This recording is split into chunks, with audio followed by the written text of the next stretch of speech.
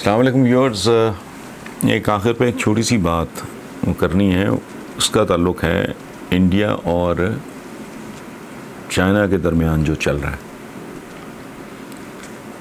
पहली बात ये है कि मैंने तो जो गीता पढ़ी है, मैंने ये जो कुछ मौजूदा इंडियन गवर्नमेंट, मैंने लिखा भी है इस पर 2-3 कॉलम लिखे हैं कि ये गीता की तालीमात के बिल्कुल उलट ये मामला, इनके रवैये जो हैं इंतहा पसंदाना, ये गीता के रवैये हरगिज़ नहीं हैं।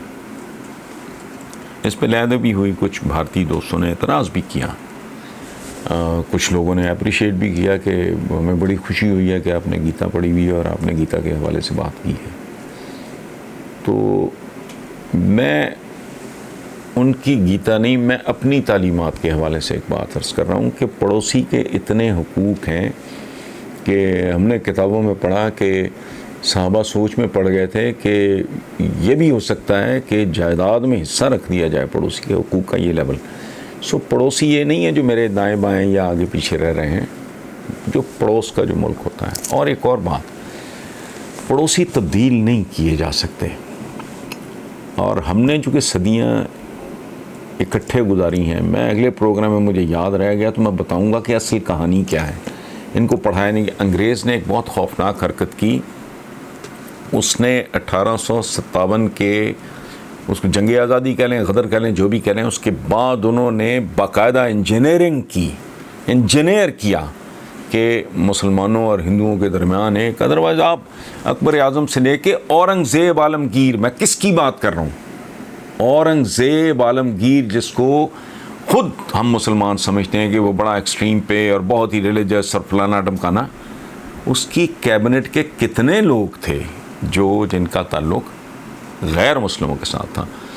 सो हम तो पड़ोस है उनके लिए। मैं ज़ाती तौर पे, as far as I am concerned, मैं उनके लिए खैर ही मांगूँगा। मैं आपको बताऊं, मैं जब कभी गुर्बत का सोचता हूं या गुर्बत का लफ्ज़ पढ़ता हूं या इस्तेमाल करता हूं, मेरे ज़हन में मित्रा आता है इनका बहुत एक, हमारे जो हैं हिंदुओं का बहुत ही मुक़द्दस, मैंने हाज़िरी दी हुई है वहाँ। मैंने जो गुर्बत मथुरा के रेलवे स्टेशन पे देखी है, मैं कांप गया। और ज़ाहिर है ख़ुद पाकिस्तान में बहुत ज़्यादा गुर्बत, लेकिन इस लेवल की गुर्बत, नीम बरहना बच्चे, और ख़ुराक वहाँ से वो उठा रहे थे जहाँ से वो, वहाँ छोटे छोटे सूअर भी मौजूद थे मथुरा के रेलवे स्टेशन पे। वे तकरीबन दिल्ली के और आगरा के लगभग कहीं दरमियान पड़ता है। मेरे साथ पाकिस्तान के बहुत मशहूर वो मसीही शायर हैं नज़ीर कैसर, वो भी मेरे साथ थे। तो मुझे तो उतना ही दुख हुआ किसी भी बच्चे को इस हालत में देख के, एक नॉर्मल आदमी पे जो गुजरती है, मेरे तो ज़हन में भी नहीं आया कि ये बच्चे ये हिंदू हैं। बच्चा तो बच्चा होता है। सो अब ये इन्होंने जो हरकत की है मौजूदा गवर्नमेंट ने, मैं इंडिया की बात नहीं कर रहा, मैं इंडियन अवाम की बात नहीं कर रहा, मैं इंडिया की मौजूदा हुकूमत की बात कर रहा हूँ। इन्होंने अपने मुंह के साइज से बहुत बड़ा निवाला जो है ना, वो खाने की कोशिश की है, जो ज़ाहिर है जिसमें इनकी तज़हीक हुई है, तज़लील हुई है।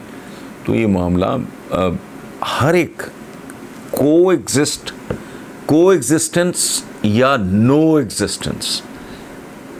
इन आर केस हमारा साइज़ भले छोटा हो, आबादी बड़ी कम हो, आप 1 अरब 35 करोड़ हैं, 22 करोड़ हैं, लेकिन एटम बम तो दोनों के पास एक जैसे ही हैं। हमारे पास शायद सुपीरियर हूँ।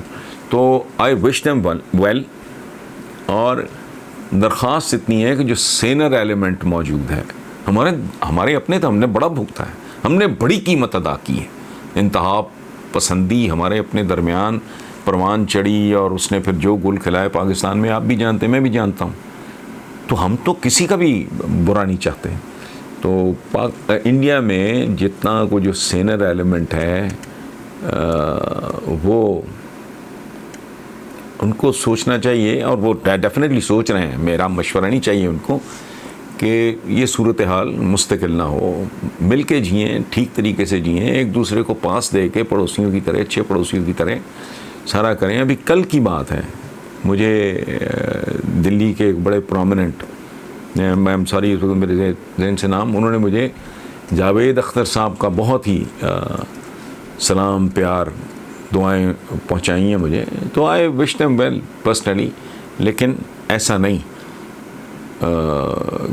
गलतफहमियों की बुनियाद पे, खुशफहमियों की बुनियाद पे ज़िंदा रहना नहीं, रियलिस्टिक होना चाहिए, प्रैग्मेटिक होना चाहिए, प्रैक्टिकल होना चाहिए।